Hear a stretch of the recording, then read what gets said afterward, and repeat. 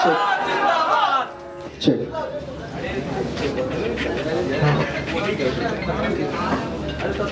Check नहमदुहु व नसल्ली अला रसूलिहिल करीम अम्मा बाद व नऊज़ु बिल्लाहि मिनश शैतानिर रजीम बिस्मिल्लाहिर रहमानिर रहीम। डाइस पे तशरीफ़ फरमा राष्ट्रीय उलमा काउंसिल के तमाम अहदेदारान हजरात, हमारे यहाँ सामने मौजूद तमाम मेरे बड़े बुज़ुर्ग हजरात, तमाम नौजवान साथियों, और मैं देख रहा हूँ अल्हम्दुलिल्लाह मुझे इस बात की बड़ी खुशी भी है कि बहुत सारे ऐसे बुज़ुर्ग हैं जिन्हें मैं अगर कहूँ कि वो राष्ट्रीय उलमा काउंसिल की नींव की ईंट है, वो यहाँ पे मौजूद हैं तमाम, और हर इलाके के लोग मौजूद हैं। एक एक दो चार की तादाद में हर इलाके के लोग मौजूद हैं। ये एक बहुत खुशी की बात है। उसमें बहुत से ऐसे बुज़ुर्ग हैं जो बहुत दिनों बाद आज उलमा काउंसिल की किसी जलसे में तशरीफ़ फरमा है, पर वो लोग ऐसे हैं जो उलमा काउंसिल की बुनियाद में शामिल थे। उलमा काउंसिल की बुनियाद रखने में उनका बड़ा किरदार रहा है। मैं अपनी बात को सबसे पहले इस बात से शुरू करूंगा कि मैं अपने ज़िला सदर साहब को मुबारकबाद देता हूं। आप तमाम लोग जो यहाँ मौजूद हैं उनका शुक्रिया अदा करता हूं। ज़िला सदर साहब को मुबारकबाद इसलिए देता हूं कि आज यहाँ जो भी लोग मौजूद हैं, जो पुराने साथी हैं, जो नए साथी हैं, कुछ ऐसे भी लोग हैं जो बीच में बिछड़ गए थे पर आज हमारी सफ़ों में दोबारा मौजूद हैं, हमारे साथ बैठे हुए हैं। ये पूरी की पूरी कोशिश हमारे ज़िला सदर साहब की है। क्योंकि मैं भी एक बड़ा पदाधिकारी हूँ, बड़े पद पे हूँ। यहाँ जो डाइस पे लोग तशरीफ़ फरमा है वो भी तमाम लोग बड़े पदाधिकारी हैं, कुछ लोग नीचे भी मौजूद होंगे। तो ये जो यहाँ जो भी लोग मौजूद हैं वो ज़िला सदर साहब की अपनी कोशिशों से, और उनके नीचे जो विधानसभा अध्यक्ष हैं या जो गांव ग्राम सभा ब्लॉक अध्यक्ष हैं उनकी कोशिशें हैं। इसलिए इन सभी तमाम हजरात का शुक्रिया अदा करता हूं, और मैं माज़रत चाहता हूं एक बड़ा पदाधिकारी होने के नाते, एक जिम्मेदार होने के नाते, कि आज यौम तासीस था हमारा, आज हमारा स्थापना दिवस था, फाउंडेशन डे था। तो जो हम लोग बड़े पदाधिकारी थे हमें भी कुछ मेहनत करनी चाहिए थी, कोशिश करनी चाहिए थी। हम लोग कोशिश नहीं कर पाए। आज के इस प्रोग्राम के लिए आप यकीन मानिए कोई दौरा नहीं हुआ। मैं इस बात को बड़ी जिम्मेदारी के साथ कह सकता हूं कि जो बड़े जिम्मेदार यहाँ मौजूद हैं किसी ने कोई दौरा नहीं किया।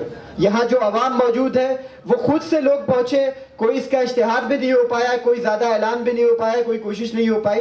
तो ये आपकी मोहब्बत उलमा काउंसिल के तई, ये आपका लगाव, ये आपकी अपनी तहरीक के तई कुर्बानी को दर्शाता है, दिखाता है कि आप लोग सिर्फ एक आवाज पे, वो भी सोशल मीडिया पे कुछ चला कि फाउंडेशन डे मनाया जा रहा है, स्थापना दिवस मनाया जा रहा है, और तमाम लोग यहाँ मौजूद हैं, और जिले के अलग अलग विधानसभा, अलग अलग कोने से हर जगह के लोग यहाँ नुमाइंदगी कर रहे हैं।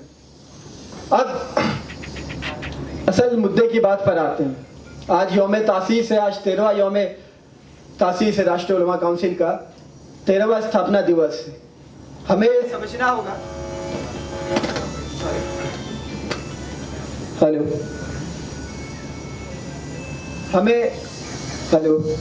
हमें ये समझना होगा कि आज जो लोग यहाँ मौजूद हैं वो क्यों।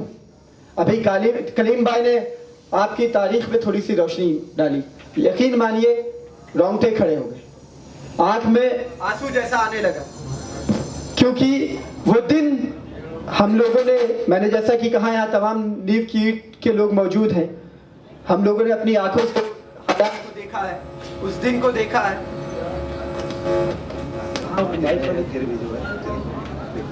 हेलो, नहीं वो माइक वाले कहाँ? हम लोगों ने उन दिनों को अपनी आंखों से देखा है। आप एक बार को इस बात को सिर्फ महसूस करने की कोशिश करेंगे कि सन 2008 का वो दौर, यही 19 सितंबर को इनकाउंटर होता है बटला हाउस का, उसके बाद जो आजमगढ़ के हालात होते हैं, तो आप अपने आप को रोक नहीं सकते। मगरिब के बाद का वो वक्त, यहाँ तमाम लोग मौजूद हैं जो यहाँ से जाएंगे और अपने गांव और अपने मोहल्ले, अपने घरों तक जाएंगे। वो एक बार को उस वक्त को महसूस करें कि मगरिब के बाद लोगों के दरवाजे तो छोड़िए, खिड़कियां भी नहीं खुलती थी। अगर घर पे बाप भी आकर, घर का मालिक दरवाजा ठोक रहा है तो एक बार खिड़की से, एक बार छत से झांक कर कंफर्म किया जाता था कि हाँ, कि घर का मालिक ही है, घर का बाप ही है जो दरवाजे पे, कहीं उसके पीछे एटीएस और एसटीएफ और इस तरह के लोग तो नहीं है जो कहीं उसके पीछे हमारे घरों में छापा मारने नहीं आ रहे।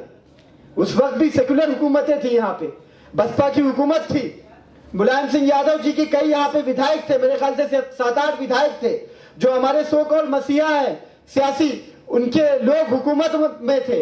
यहाँ पे जो सांसद थे उन्हें कहा जाता था शेरे हिंद और शेरे पूर्वांचल, वो भी बहुत ताकतवर और बहुत हिम्मत वाले थे, मुसलमान यहाँ के सांसद थे।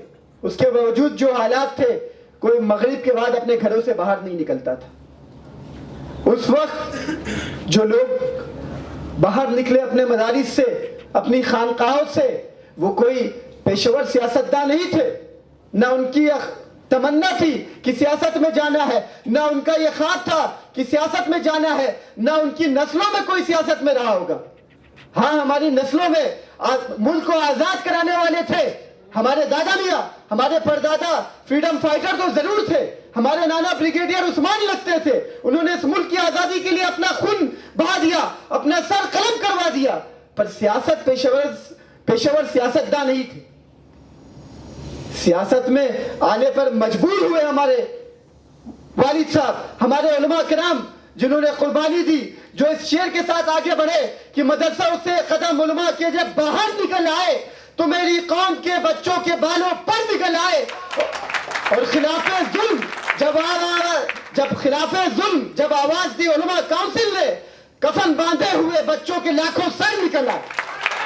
आप महसूस कीजिए इस दर्द को, उस वक्त को, उन हालात को महसूस कीजिए। आज लोग कहते हैं उलमा काउंसिल कमजोर हो गई, वो ख्वाब ख्याल में है। आज हमारे कौमी सदर अक्सर इस बात को कहते हैं कि जब उलमा काउंसिल का स्टेज उस वक्त लगा करता था तो 3 तरह की भीड़ हुआ करती थी।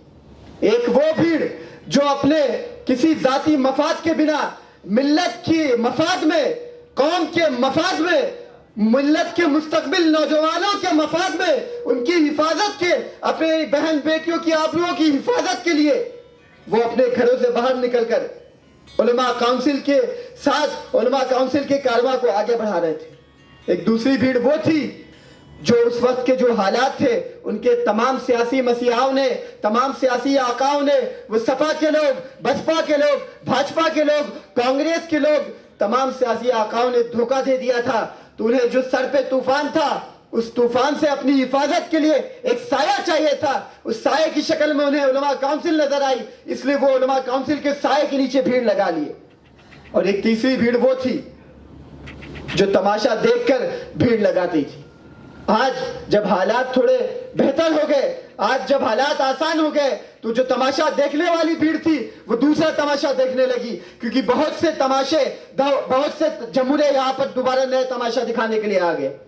सपा, बसपा, कांग्रेस, भाजपा के वो लोग जो यहां पर उस वक्त जब उनके सियासी आकाओं ने धोखा दे दिया था, तो उलमा काउंसिल के साए में आकर आपकी सफों में खड़े हो गए और कहने लगे कि हम आपके साथ हैं। जब हालात बेहतर हो गए, मुस्बत हो गए, तो वो फिर अपने घरों को वापस लौट गए, क्योंकि उनकी रोजी रोटियां सिर्फ उससे चलती थी क्योंकि सियासत उनका पेशा था।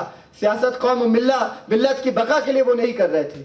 उसके बाद आज भी वो लोग जिन्होंने सिर्फ कौम और मिल्लत के मफाद में सियासत में कदम रखा था, आज भी उलमा काउंसिल के उस झंडे को बुलंद कर रहे हैं, उलमा काउंसिल के कारवा को मजबूत कर रहे हैं। और आज उलमा काउंसिल का वो कारवा, उलमा काउंसिल का वो पौधा जिसे आपने अपने खून पसीने से सींचा था, वो बीज जो यहाँ तमाम बुजुर्ग बैठे हुए हैं जिन्होंने लगाया था, वो बीज आज 14 सूबों में अपने उस पेड़ के साए को दे रहा है।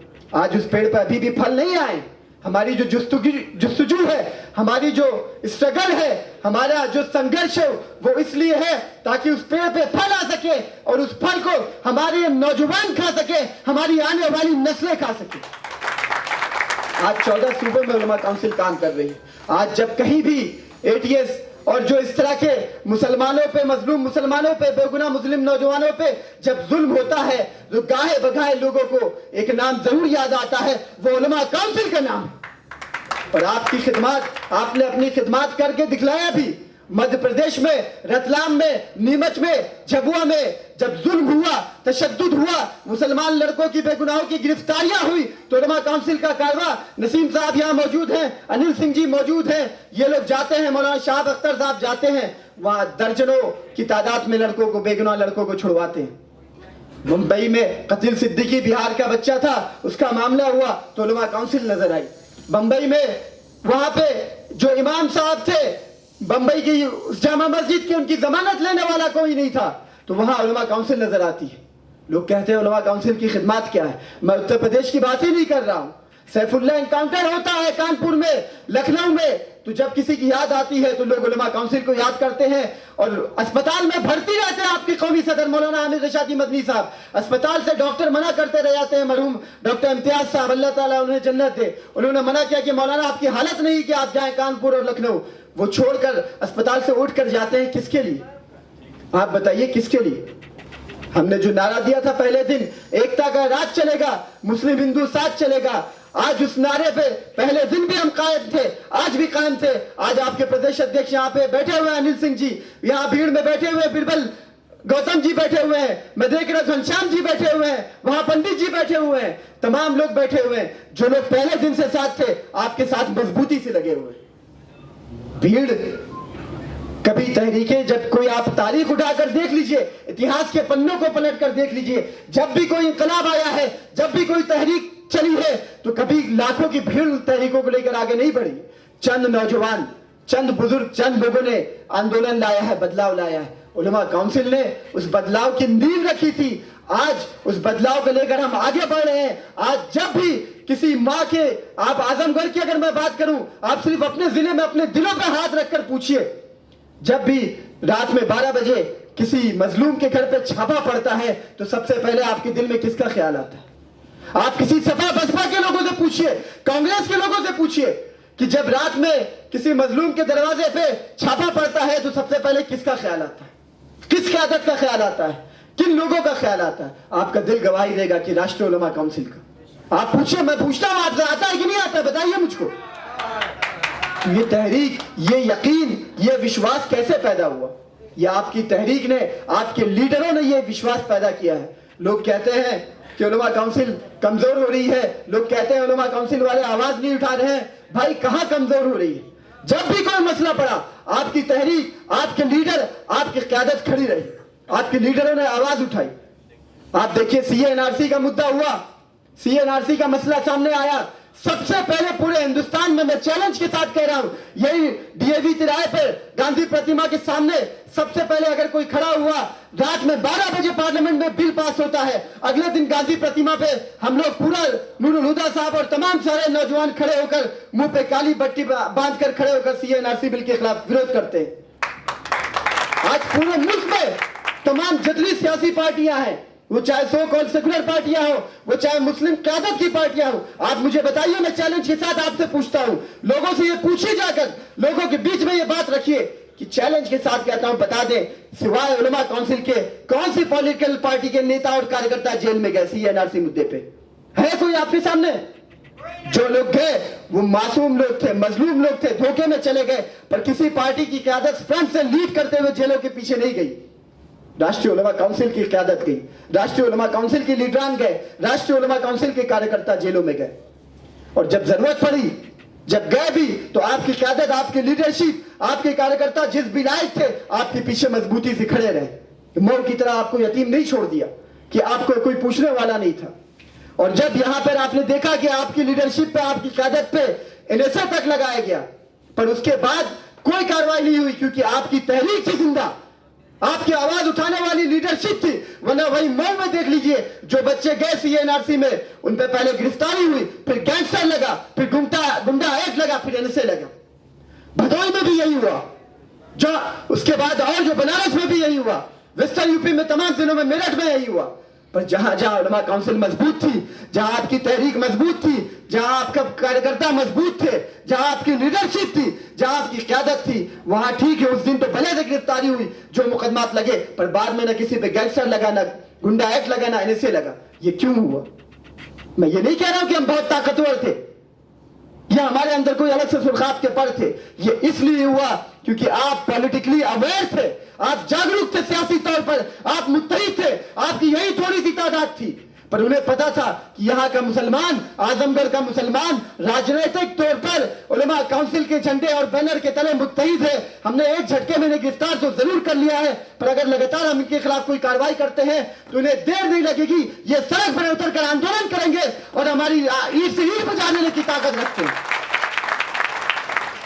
मैं सिर्फ ये एहसास दिलाना चाहता हूं, मैं ये बताना चाहता हूं आपको कि मुत्तहिद हो तो बदल डालो जमाने का निजाम, मुत्तहिद हो तो बदल डालो जमाने का निजाम, और मुंतशिर हो तो मरो शोर मचाते क्यों। जब 2008 में उलमा काउंसिल कायम हुई, आज जो 4 अक्टूबर का दिन है, कलीम साहब ने भी बताया कि 4 अक्टूबर को पहली मीटिंग हुई। उस मीटिंग में सिर्फ यही कहा गया था कि मैं आज जद पे हूं, तुम खुशगुमान मत होना, मैं आज जद पे हूं, तुम खुशगुमान मत होना, चिराग सबके बुझेंगे, हवा किसी की नहीं। और यही हुआ, यही हुआ। आपने वक्त रहते अपने उलमा की क़यादत में एक तहरीक खड़ी कर दी, और आज तमाम वो बच्चे, आज मैं देखता हूं बहुत से ऐसे नौजवान हमसे आकर कहते हैं कि आपको सियासत नहीं पता, हमारी लीडरशिप पे तंज करते हैं कि आपको क़यादत नहीं पता, आपको सियासत नहीं पता, आपने क्या कर लिया, एक MP MLA 10 साल में 13 साल में नहीं बना पाए। मेरे दोस्तों, मेरे नौजवान साथियों, वो बच्चे जब उनके घरों में उनकी माएँ कंबलों और चादर में उनके दुपट्टे में, अपने साए दुपट्टे के साए में छिपाई हुई थी कि बाबू बाहर मत जाए, कहीं नजर में चढ़ गए उनके तो उठा के लेके चले जाएंगे, तब हमारे ये लीडरान जो यहाँ डाइस पे बैठे हुए हैं, हमारे बुजुर्ग जो पीछे यहाँ पब्लिक में बैठे हुए हैं, वो उन नौजवानों के लिए सड़कों पे लड़ रहे थे, उनके लिए दिल्ली से लेकर लखनऊ, लखनऊ से लेकर आजमगढ़ एक कर दिया था। आज वो बच्चे जब खड़े हो गए 16, 17, 18, 20, 22 साल के हो गए, तो हमसे पूछते हैं कि आपने किया क्या 13 साल में। हम उन्हें क्या बताएं कि 2008 के वो क्या हालात थे। आज सोचते हैं तो रोंगटे खड़े हो जाते हैं, और वो हालात खत्म नहीं हुए। आजमगढ़ में आपकी तहरीक जिंदा थी, आप खड़े हो गए उनके खिलाफ, पर आज देख लीजिए वो हालात कभी बिहार में पड़े, कभी महाराष्ट्र में पड़े, कभी मध्य प्रदेश में पड़े, कभी मुंबई में पड़े, कभी दिल्ली में पड़े। अभी आपने देखा, आज ये जो हमें गैरों से शिकवा नहीं है, हमें गैरों से कोई शिकवा नहीं है। गैर तो हमारी मुखालफत करते तो कोई बात नहीं, पर जबकि मैं देखता हूं कि गैर तो हमारी मुखालफत करते ही नहीं। आप किसी आम हिंदू भाई से जाइए जो किसी सियासी दल से नहीं जुड़ा हो, जो सपाई बसपाई भाजपाई कांग्रेसी नहीं होगा, उससे पूछे कि उलमा काउंसिल के बारे में आपकी क्या राय है, तो वो कहेगा कि भैया देखा जौन है ठीक है, पर अपने समाज की आवाज उठाता है। वो एक बार को आपके लीडर को फसादी जरूर कहेगा, पर कहेगा कि वो अपने समाज की, अपने लोगों की आवाज उठाता है। पर जब आप अपने लोगों के बीच जाइए, आप मुसलमान के बीच जाइए, जो लोग जिनका पेट भरा हुआ है, जो सेठ बनते हैं, जो मठाधीश बनते हैं, जो अपने सियासी आका सपा बसपा भाजपा और कांग्रेस को मानते हैं, जब आप उनके बीच में जाकर अपनी बात रखते हैं, जब आप कहते हैं उलमा काउंसिल से हैं, या अगर अपनी लीडरशिप की बात करते हैं, तो आपकी मुखालफत सबसे ज्यादा वही करते हैं। आपकी किरदार में दाग वो तलाशते हैं, आपकी क़यादत पर सबसे ज्यादा तनकीद वही करते हैं। उनको इस बात का एहसास नहीं कर रहा है कि वो जिस नाव में छेद कर रहे हैं, वो उसी नाव पे खुद सवार है। हम तो डूबे चाहे ना डूबे, क्योंकि हमें तो 2008 में हमारी इस लीडरशिप ने तैरना सिखा दिया था, हम तैर के डूबेंगे। पर तुम्हें तो तैरना भी लिया था। वो नाव जो उलमा काउंसिल, जिस नाव ने तुम्हें साया दिया, तुम्हें उस तूफान से बाहर निकाला, और आज भी उस नाव में लेकर चल रही थी, तुम उसी नाव में छेद कर रहे हो। तुम्हें इस बात का एहसास नहीं है कि उस नाव में अगर छेद हुआ तो डूबोगे तुम खुद।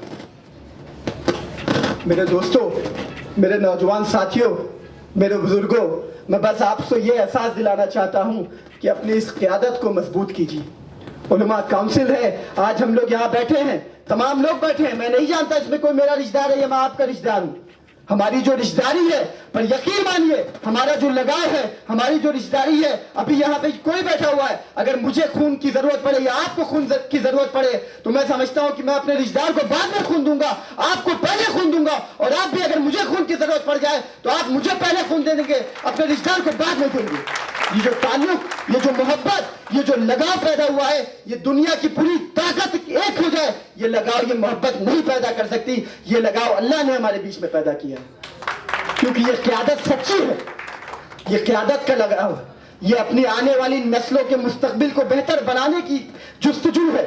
ये हमारी उन माँ बहनों के आंसुओं को पोंछने की जुस्तजू है जिनके बच्चे आज भी जेल की सलाखों के पीछे बंद हैं। आप एक बार को सोचिए, अभी 22 साल के बाद, 26 साल के बाद कश्मीर का एक नौजवान छूटा। जब वो जेल में गया था, उसकी बेटी 2 साल की थी, आज उसकी बेटी की शादी हो गई। ये हमारे बच्चों के साथ, हमारे भाइयों के साथ भी हो सकता था, और कुछ बच्चों के साथ हो रहा है आज जो सलाखों के पीछे। पर वो लिस्ट बहुत लंबी थी, जो लोग हैं वो जानते हैं। आपकी इस तहरीक ने मजबूती से मुकाबला किया, और आपके लिए साया बनकर खड़ी हुई, तो हमारे नौजवान आज महफूज है, जो आज हमें राय देते हैं, मशवरा देते हैं। जो लोग कहते हैं कि 13 साल में उलमा काउंसिल का एक भी विधायक नहीं जीत पाया, अरे भाई यहाँ पे तमाम आपने मुसलमान विधायक और मंत्री बनाए, कौन आपके लिए खड़ा हो गया?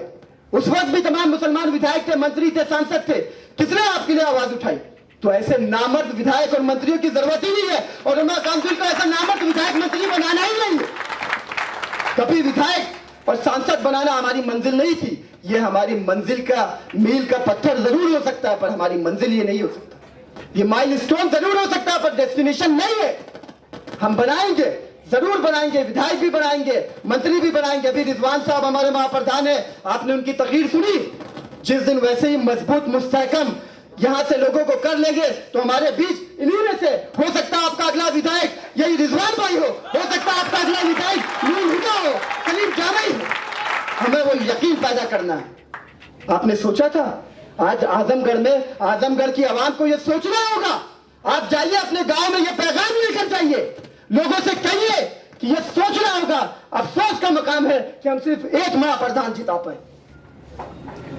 हमने, लोग कहते हैं उलमा काउंसिल कमजोर हो गई है, हमने इससे पहले 11 महाप्रधान जिताया था। 2015 के चुनाव में हम एक भी महाप्रधान नहीं जिता पाए, पर आज 2021 के चुनाव में हमने एक महाप्रधान आजमगढ़ में दिया, हमने एक महाप्रधान जौनपुर में दिया, हमने एक महाप्रधान बहराइच में दिया, हमने एक महाप्रधान मुरादाबाद में दिया, हमने एक महाप्रधान हमीरपुर बांदा में दिया। आप मुझे बताइए उलमा काउंसिल कमजोर हुई कि मजबूत हुई? 20 सीटें हमने लड़ाई महाप्रधानी में। मैं तमाम मुल्क के और प्रदेश के मुद्दे पर मैं यही बात करना चाहता थी। नूरुल साहब ने उस पर बात की और तमाम वक्ताओं ने की। मैं सिर्फ उलमा काउंसिल पर अपनी बात को महदूद रखना चाहता हूं। हमने इस बार 20 महाप्रधान लड़ाए। एक तहरीक आई, एक पार्टी आई यहां पर, उन्होंने भी मिल्लत की पार्टी है, दूसरे स्टेट से आई है। हमने उन तक पैगाम भेजा कि आप लड़ना चाहते हो तो आइए मिलकर लड़ते हैं। जब अगर आप कहते हैं कि हम भी इत्तेहादुल मुस्लिमीन की आप भी बात कर रहे हैं, इत्तेहादुल मुस्लिमीन की हम भी बात कर रहे हैं, तो आइए आपस में इत्तेहाद करते हैं। पहले क़यादतें तो मुत्तहिद हो जाए, फिर कौम जरूर मुत्तहिद होगी। पर वो लोग नहीं माने। उन्होंने वजीर सीटों पर अपना प्रत्याशी मजबूती से लड़ाया, जहां पर उलमा काउंसिल या तो पहले चुनाव जीती थी या फिर मजबूती से चुनाव लड़ती। और उसके बाद नतीजा क्या निकला? उन्हें कोई भी सीट नहीं मिल पाई और हम एक सीट तक महदूद रह गए। नुकसान किसका हुआ? नुकसान मिल्लत का हुआ।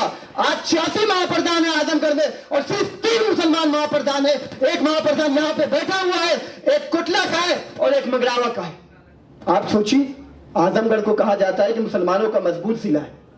आजमगढ़ से वेस्टर्न यूपी में लोग, दिल्ली में, पूरे हिंदुस्तान में आजमगढ़ की अपनी एक पहचान है और यहाँ के मुसलमानों को कहा जाता है मजबूत है यहाँ के मुसलमान। और 86 महाप्रधानी की सीट है, उसमें सिर्फ 3 मुसलमान जीते।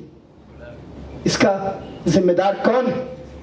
हमने तो बहुत, इसीलिए हम भी लड़ा सकते थे 50, 60, 70, हमने सिर्फ 20 महाप्रधान लड़ाए। और जो लोग कहते हैं उलमा काउंसिल कमजोर हुई, 20 महाप्रधान लड़ाया गया और तकरीबन 35,000 वोट उलमा काउंसिल को मिला है। आप जोड़िए, एवरेज 1700, 1800 वोट हर एक सीट पर मिला। एक सीट हम जीते, 4 सीट पर सेकंड रहे, 3 सीटों पर हम थर्ड रहे। ये कमजोरी नहीं, ये मजबूती की निशानी। पर ये साथ ही साथ हमें अपना मुहासबा भी करना होगा।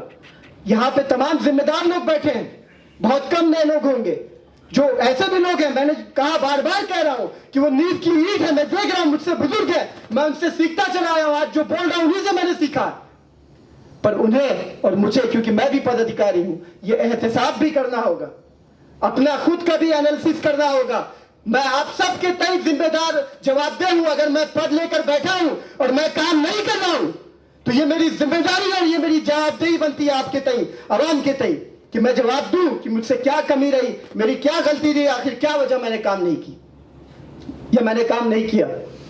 आज अगर हमारा जिलाध्यक्ष लगातार, पिछले जब से जिलाध्यक्ष बनाया गया है, लगातार मेहनत कर रहा है, आप बताइए मेहनत कर रहा है कि नहीं कर रहा है? आप लोग बोलिए। यहाँ जितने लोग गए हैं, सबके गांव में ये गए होंगे, सबके इलाके में, सबकी विधानसभा में गए होंगे। आज उन्होंने एक प्रोग्राम रखा, मैं सामने इनके कह रहा हूं, मैंने इनसे कहा भी था, मैं, आप देखिए, लोग कहते हैं उलमा काउंसिल, अभी 3 दिन की नेशनल कॉन्फ्रेंस पे हम लोग गोवा में थे, परसों में लौटा हूं, और जिस दिन लौटा हूं उसी दिन शाम में डोडोपुर हम लोग पहुंच गए। मैं ये नहीं कह रहा हूं कि बहुत कुछ क्यों? क्योंकि मैं जब उलमा काउंसिल का एक बड़ा पदाधिकारी हूं तो जिले में आते ही साथ मुझे इस बात का एहसास हुआ कि ये मेरी जिम्मेदारी बनती है। जब मैं बड़े पद पे हूं, उलमा काउंसिल को रिप्रेजेंट कर रहा हूं, तो ये मेरी जिम्मेदारी बनती है कि मेरे जिले में मेरी आवाम को, मेरे लोगों को कुछ तकलीफ हुई है तो मैं अगर कुछ नहीं कर सकता, मैं उनकी मदद नहीं कर सकता, मेरे पास MP MLA का फंड नहीं है, तो मैं कम से कम उनके बीच जाकर उनका दर्द तो शेयर कर सकता हूं। जिस दिन जिले में हाजिर हुआ भोर में, शाम में मैं डोडापुर में मौजूद था अपने जिलाध्यक्ष के साथ उनका दर्द बांटने। आपको मालूम है डोडापुर निजामाबाद में क्या हादसा हुआ?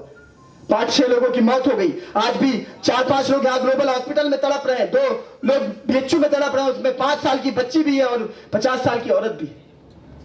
उसमें नौजवान भी, ऐसे नौजवान थे जिन्होंने अपनी जान दी थी लोगों को बचाने के लिए।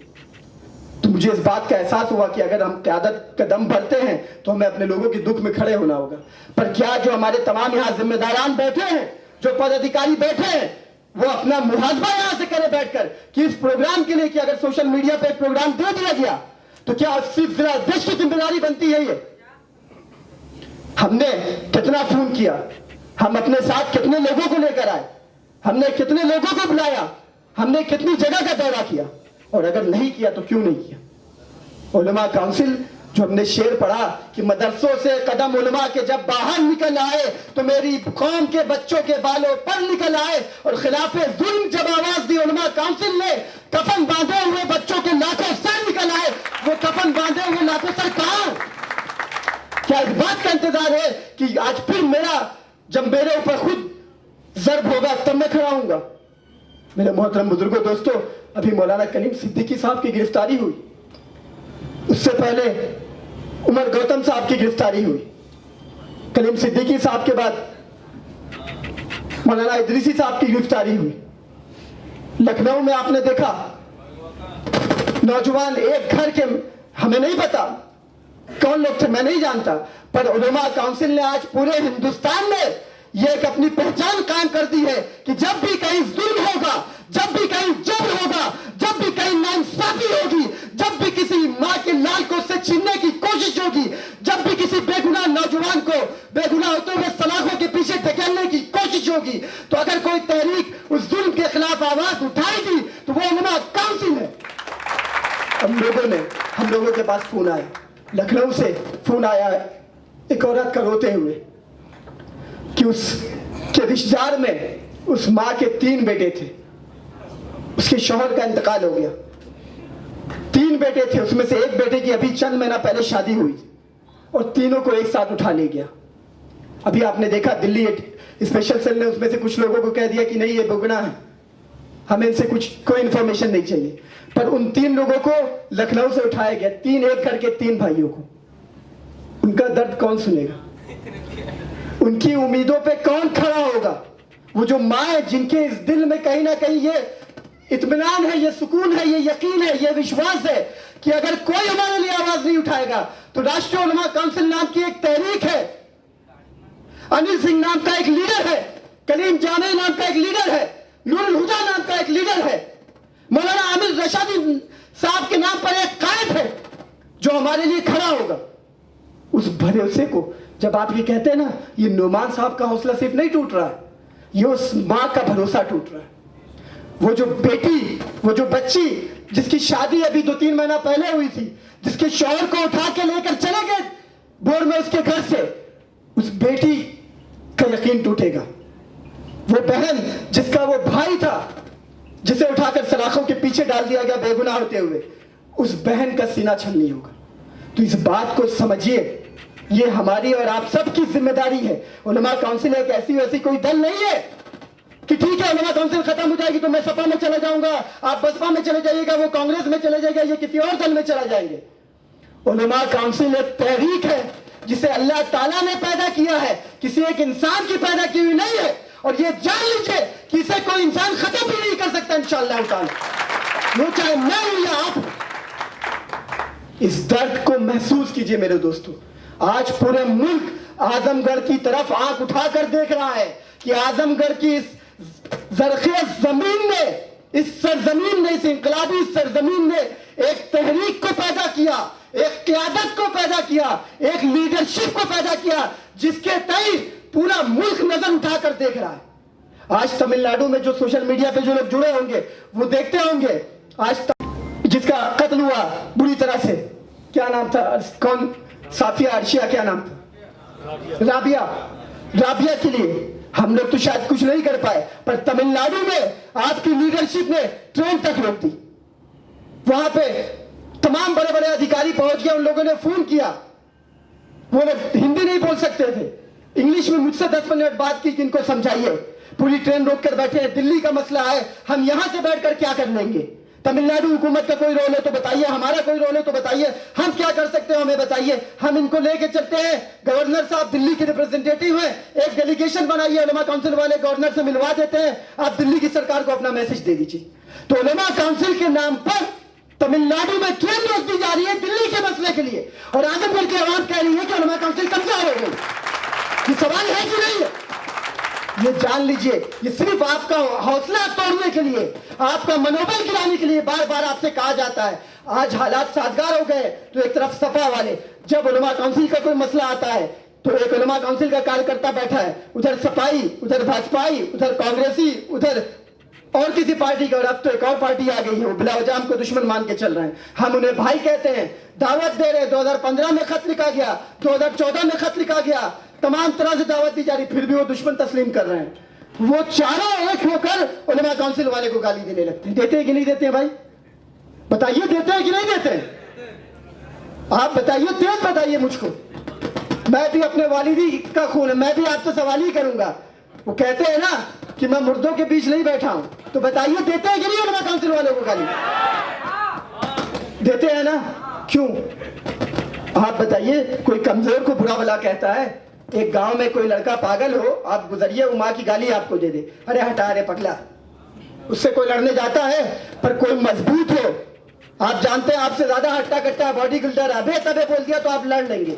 क्यों? क्योंकि आपकी इज्जत आपके नफ्स की बात होती है। तो इसीलिए आप मजबूत हैं, और वो जानते हैं कि ये 4 लोगों का खेल था, इसमें ये नया खिलाड़ी आ रहा है, अभी नौसिखिया है, पर अगर हमने इसे खेलने दिया तो ये 4 बार तो इसकी क्वीन नहीं जाएगी, पर 5वीं बार ये क्वीन भी डाल देगा और कार्ड भी डाल देगा। इसलिए इसको खेल के मैदान से ही बाहर कर दो, तो चारों एक साथ खड़े हो जाते हैं। तो इस बात को समझिए, अपनी तहरीक को मजबूत कीजिए। आज तमिलनाडु में, आज मध्य प्रदेश में, महाराष्ट्र में, बिहार में, अभी यहाँ पे भी इस प्रोग्राम के बाद महाराष्ट्र की वेबसाइट लॉन्च की जाएगी। वो बार बार फोन कर रहे हैं, कल से वो आपसे ज्यादा एक्साइटेड है कि आजमगढ़ में प्रोग्राम हो रहा है। कह रहे थे मैं खुद आ जाता हूं, हमारे असम के प्रदेश अध्यक्ष जी वो आने के लिए तैयार थे। आप सोचिए, हम उनको बुलाते और यहाँ मंच पे बैठाते, फिर क्या होता? तो अपने गांव में, अपने घरों में जाकर लोगों को समझाइए कि आपकी तहरीक, अभी कलीम साहब ने कहा कि आजमगढ़ से फरिया 16 किलोमीटर है, आजमगढ़ से सरामीर 30 किलोमीटर है, फूलपुर 40 किलोमीटर, अंबारी 50 किलोमीटर, शाहगंज 60 किलोमीटर है, और हैदराबाद गूगल करके देखिए कितना दूर है। और हम तो दावत दे रहे हैं, भाई आइए साथ में हैदराबादी बिरयानी खाते हैं। आप कह रहे नहीं भाई, आप साथ न खाने को तैयार है ना खिलाने को तैयार है। अभी कितनी कोशिशें नहीं की गई, कौमी सदर साहब ने तमाम खुतूत लिखे, अभी पीस पार्टी और हम लोग गठबंधन बना, यूनाइटेड डेमोक्रेटिक अलायंस। आप जानते हैं डॉक्टर अयूब साहब 3 दिन गए हैदराबाद में, बैठे रहे मुलाकात करने के लिए, पर हमारे मोहतरम ने मुलाकात का वक्त नहीं दिया। यहाँ नसीम साहब बैठे हुए हैं, अभी 1 महीना हुआ होगा दिल्ली से फ्लाइट से, जिस दिन बलरामपुर में उनकी रैली थी, दिल्ली से फ्लाइट से वो भी आ रहे थे, उसी फ्लाइट में नसीम साहब थे। नसीम साहब को जानते हैं वो, क्योंकि जब हमने कहा ना कि जब कहीं मुल्क में कोई मसला पड़ता है तो उलेमा काउंसिल की एक हैसियत है।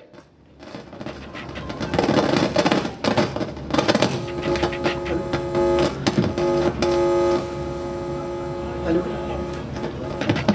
हेलो हेलो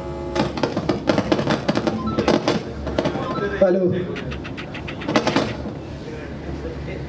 तो नसीम साहब यहाँ मौजूद हैं, उनको बखूबी जानते हैं मोहतरम ओवैसी साहब, पर्सनली जानते हैं।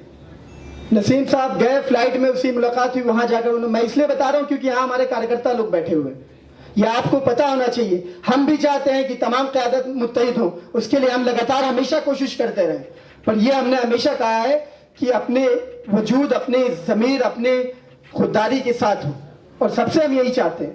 नसीम साहब गए, उन्होंने मुलाकात की ओवैसी साहब से, और बात भी कही कि हम लोग चाहते हैं हम लोग साथ में काम करें। उन्होंने कोई मुस्बत जवाब नहीं दिया, पर अब भी हम कोशिश कर रहे हैं। अब भी दावत दे रहे हैं, लगातार कहते हैं, आज भी कह रहे हैं, इस मन से भी कह रहे हैं कि ये वक्त की अहम जरूरत है। मैंने आपको आजमगढ़ का एग्जाम्पल दिया, नुकसान हमारा भी हुआ, नुकसान उनका भी हुआ, और अगर हम इस बात को नहीं समझे तो आने वाले चुनाव में भी यही होगा, नुकसान उनका भी होगा, नुकसान हमारा भी होगा। पर आजमगढ़ के लोगों, उत्तर प्रदेश के लोगों, हमारा नुकसान, आपका नुकसान ज्यादा होगा, क्योंकि वो तो हैदराबाद वापस चले जाएंगे, उनके पास लीडरशिप और जगहों पे भी है। पर अगर उत्तर प्रदेश से मुसलमानों की लोकल लीडरशिप के पैर उखड़ गए तो यकीन मानिए, जैसे आपके मुद्दे पे आज कोई आपका नाम लेने को नहीं तैयार है, कल को आपकी लीडरशिप के लिए भी कोई नहीं खड़ा होगा, आपके बीच से भी नहीं खड़ा होगा, क्योंकि उसके सामने उलमा काउंसिल और पीस पार्टी का हशर सामने होगा। इस बात को समझने की जरूरत है।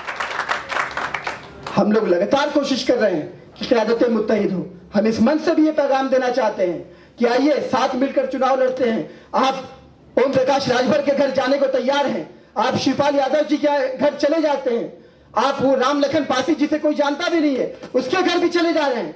आप हमें दावत दीजिए, हम आपके दरवाजे चल कर आएंगे। आप दावत भी मत दीजिए, बस दरवाजा खोल दीजिए, हम आपके दरवाजे चल कर आने को तैयार हैं। आप बड़े हमारे मोहतरम हैं, बिल्कुल हम अब तस्लीम करने को तैयार हैं, पर आप उसके लिए राजी नहीं है, ना हमारे घर आने को तैयार है, ना अपने घर बुलाने को तैयार। ये सवाल है कि नहीं, ये अवाम के बीच आपको पहुंचाना होगा, लोगों को बताना होगा।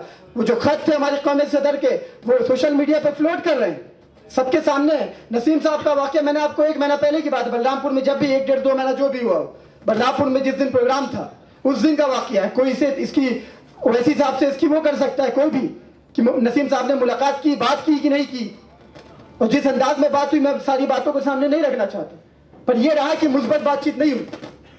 पर क्यों, आखिर क्यों, ये सवाल है कि नहीं। तो ये चीजें हैं।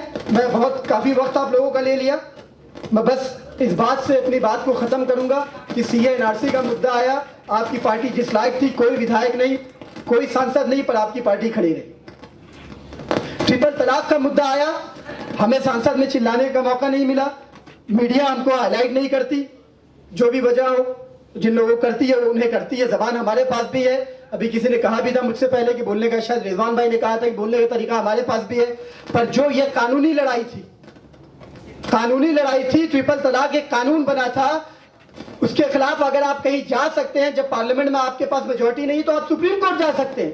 आप बता दीजिए कितनी बिल्ली क़यादत गई, राष्ट्रीय उलमा काउंसिल की बिल आज भी पड़ी हुई सुप्रीम कोर्ट में पेंडिंग, उसके खिलाफ हम गए सुप्रीम कोर्ट।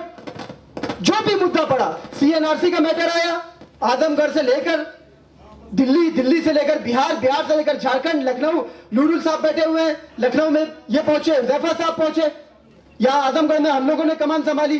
सबसे पहला आजमगढ़ में जो विरोध प्रदर्शन हुआ आवास विकास चौराहे पे हुआ। कौन सा आवास विकास चौराहा कोई धरना प्रदर्शन का स्थल है? इससे पहले कौन सा प्रदर्शन हुआ? आवास विकास चौराहे से 10 कदम पे जामतुल इरशाद है। किसने कराया, कैसे कराया? करबला के मैदान में हुआ। कौन लोग थे फ्रंट पे? ये सब किसी से ढका छिपा नहीं है, तो कोई ये नहीं कह सकता कि उलमा काउंसिल काम नहीं कर रही है। अब ये है कि हमारे जो कार्यकर्ता हैं वो सियासी छल कपट, साम दाम दंड भेद नहीं जानते। तो जो मैंने कहा ना कि सपा बसपा भाजपा सब एक साथ बैठ जाते हैं, उनको डिमोरलाइज करते हैं, उनका हौसला तोड़ते हैं, उनका मनोबल गिराते हैं। अपने मनोबल को टाइट रखिए अपनी। और एक आखिरी बात कि अपनी आवाम से मिलना जुलना रब्त जब्त कायम कीजिए। आप विधानसभा अध्यक्ष हैं, पूरी विधानसभा नहीं संभल रही, आप 2-4-10 गांव संभाल लें, ब्लॉक संभाल लें। हम ये सोचते हैं कि पूरी विधानसभा के चक्कर में पूरा आप एक गांव भी नहीं कर पा रहे हैं। इस बात का हमें मुहासबा करना होगा। हालात बहुत बेहतरीन है, दुआ कीजिए आने वाले दिनों में। पर अगर इस तरह के हालात रहेंगे तब तो मुझे नहीं लगता कि, क्योंकि राजनीति में मैंने कहा डेमोक्रेसी में सरों की गिनती होती है। हमारे कौमी सदर अक्सर अपनी तकरीर में कहा करते थे, ठीक कि लोग मुझसे कहते हैं मौलाना हम लोग तो साथ है, बस जौन पटिया में कुछ मजबूरी तो है। तो मैं उनसे ये कहता हूं कि हेलमेट लगा के आ जाओ। क्यों? क्योंकि जमहूरियत में सर गिने जाते हैं। तो इस बात को समझिए, लोकतंत्र में सर गिने जाते हैं। आप दिल में उलमा काउंसिल से कितनी मोहब्बत रखते हैं, अपनी लीडरशिप से कितनी मोहब्बत रखते हैं, ये नहीं माने रखता। जब आपको बुलाया जाए तो आपको मौजूद रहना होगा। तो अपनी क़यादत को मजबूत कीजिए। और उलमा काउंसिल तेजी से अपने कारवा को आगे बढ़ा रही है, मजबूत हो रही है। और इस बात को इसलिए, फिर आखिरी बात, कि मजबूत करना इसलिए भी जरूरी है कि आप देख लीजिए, दिल तड़प कर रह गया मौलाना कलीम सिद्दीकी साहब के वाक़ये के बाद। और मैं समझता हूँ यही कैफियत सबकी रही होगी यहाँ मौजूद लोगों की। और ये बात है कि फिर वही बात आ जाएगी कि आज वो जद पे है, कल हम जद पे होंगे। इस बात को समझना होगा कि हमारी लीडरशिप को जानबूझ के हमारे इसको कौन अपने ही कमज़ोर कर रहे हैं। इस लीडरशिप के खिलाफ जब तक आप जमहूरी तौर पर मजबूत नहीं होंगे तब तक कोई नहीं खड़ा होगा। अपनी ताकत को मजबूत कीजिए, अपनी तहरीक को मजबूत कीजिए, अपने पार्टी को मजबूत कीजिए। आज यहाँ जो लोग भी हैं अपने गांव-गांव में जाकर लोगों को समझाएं इस बात को। सामने चुनाव आ रहा है, इंशाअल्लाह हम इस चुनाव में मजबूती से लड़ेंगे। यूनाइटेड डेमोक्रेटिक अलायंस जो हमारा बना है, इसमें इस वक्त पीस पार्टी उलमा काउंसिल है। 21 तारीख को इसका ऐलान हुआ बाकायदा। अब इसमें और भी नए दल जुड़े होंगे। बहुत सारे दलों से बात हो रही है, जो छोटे छोटे दल हैं, ऐसा समाज जिनकी कोई आवाज़ नहीं है, उनकी लीडरशिप भी सामने आएगी। उन सब को लेकर और हमारी कोशिश ये भी है, जो लोगों के दिल में गठबंधन की होती है, कि गठबंधन किया जाए। बहुत सारी बातें चल रही है, पर अभी प्राइमरी स्टेज पे उन सारी चीज़ों को जिक्र नहीं करना। एज अ कार्यकर्ता, आमतौर पर मैं भी कार्यकर्ता ही रहना चाहता था और कई सालों तक रहा हूँ, पर्दे के पीछे ही रहा हूँ हमेशा, 7-8 सालों तक। मजबूरन बड़ों ने जिम्मेदारी दी, इसलिए मुझको खराब लगता है कि मैं कुछ कहूँ, पर ये मैं आज भी अपने आप को एक जमीनी कार्यकर्ता मानता हूँ। एज अ कार्यकर्ता यहाँ जो तमाम लोग मौजूद हैं, ये हम सबका फर्ज बनता है कि हम अपने झंडे और डंडे को मजबूती से बुलंद करें और अपने साथ ज्यादा से ज्यादा कार्यकर्ताओं को लेकर पहुंचे कहीं पर हो, ताकि जो दूसरे दल के लोग हैं उनका मनोबल टूटे। हमारी भीड़ को देख के, हमारे लोगों को, हमारे जोश को, हमारे वलवले को देखकर, ना कि हमारा मनोबल टूटे। तो मैं बस इस बात से अपनी बात को खत्म करता हूं कि जिंदा हो तो फिर जिंदा, अरे उसूलों पर अगर आ चाहे तो टकराना जरूरी है, उसूलों पे अगर आ चाहे तो टकराना जरूरी है, अगर जिंदा हो तो फिर जिंदा नजर आना जरूरी है। एक बार मजबूती से आप सभी लोग नारा लगा दीजिए, इंकलाब इंकलाब, राष्ट्रीय उलमा काउंसिल जिंदाबाद, राष्ट्रीय उलमा काउंसिल जिंदाबाद। बहुत बहुत शुक्रिया।